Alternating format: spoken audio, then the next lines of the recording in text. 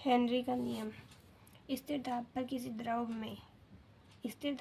द्रव में गैसों की विलेयता विलयन की सतह पर मौजूद उस गैस के आंशिक दाब के समानुपाती होती है। यानी कि P समानुपाती x क्या मोल भिन्न, KH क्या है हेनरी का नियतांक, P क्या है आंशिक दाब, P = KH x। और एक गैस का भार जो दिए गए विलायक के भार में किसी ताप पर घुली हुई है। एक गैस है जो विलायक के भार में किसी ताप पर घुल गई है, तो विलायक पर गैस के दाब के समानुपाती होता है।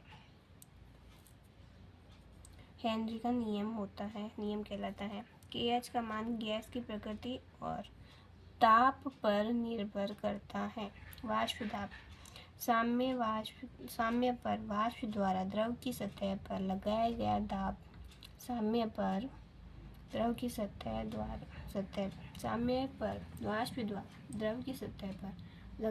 दाब वाष्प दाब कहलाता है। वाष्प दाब केवल द्रव की प्रकृति और ताप पर निर्भर करता है। राउट का नियम विलयन के वाष्प दाब से संबंधित होता है। वाष्पशील द्रवों के लिए राउट का नियम। जब विलय और विलायक दोनों वाष्पशील हो।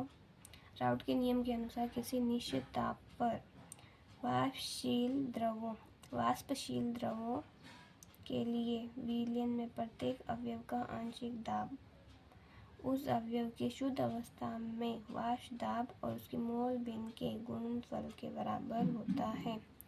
इसने क्या बोला, कोई निश्चित ताप पर वाष्पशील द्रवों के विलयन में प्रत्येक अवयव का आंशिक दाब यानी x का PA0 शुद्ध अवस्था में दाब और उसकी मोल भिन्न के बराबर होता है आंशिक दाब। ठीक है, इसका मतलब है PA = XA PA0 के शुद्ध अवस्था में वाष्प दाब और PA क्या है विलयन का वाष्प दाब, और XA क्या है XA मोल भिन्न है A की। तो आंशिक दाब बराबर मोल भिन्न इंटू कुल दाब। चलो ये भी आपको याद रखना है। PS = PA0 माइनस का PB0 XA।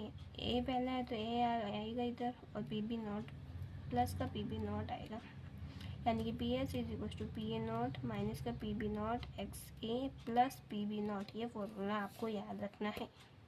अगर यहाँ पे B पहले आता तो यहाँ X भी आ जाता और यहाँ XPA आ जाता। बस इतना ही सब चेंज करना है।